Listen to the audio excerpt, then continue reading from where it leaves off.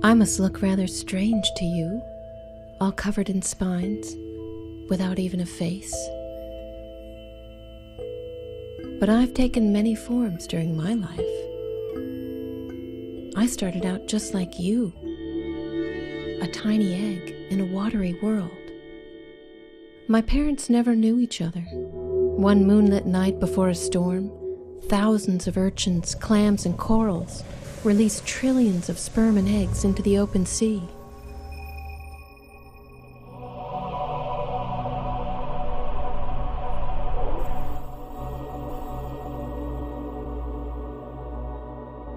My father's sperm somehow met my mother's egg, and they fused.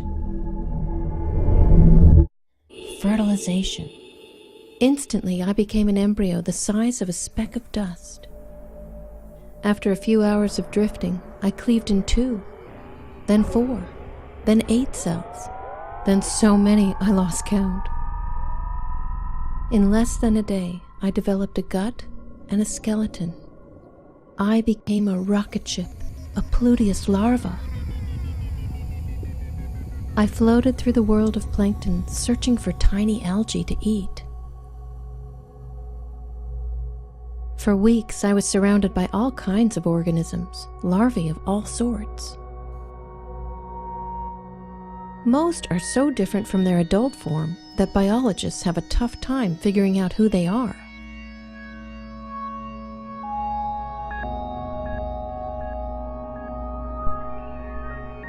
Try matching these youngsters to their parents. This veliger larvae will turn into a snail.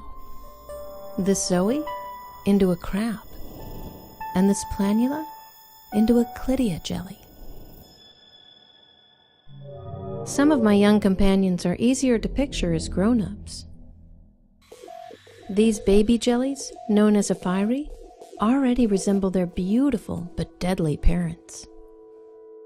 Here in the plankton, there's more than one way to get your genes into the next generation.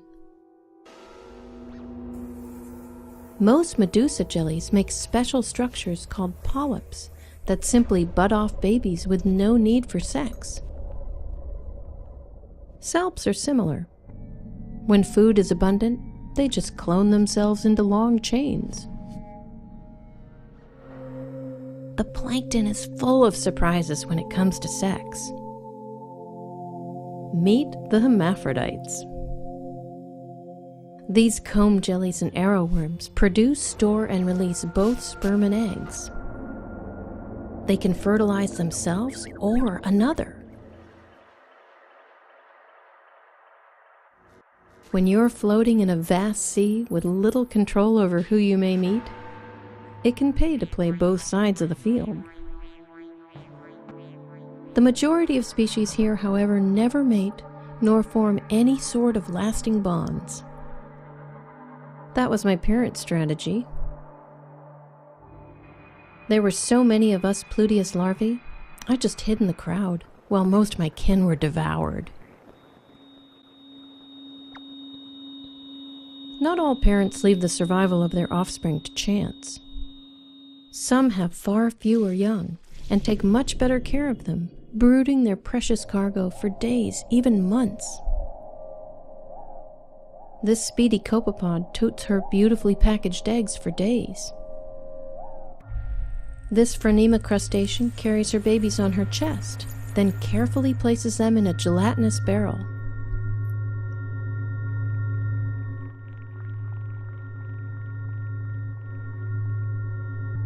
But the black-eyed squid takes the prize. She cradles her eggs in long arms for 9 months, the same time it takes to gestate a human infant.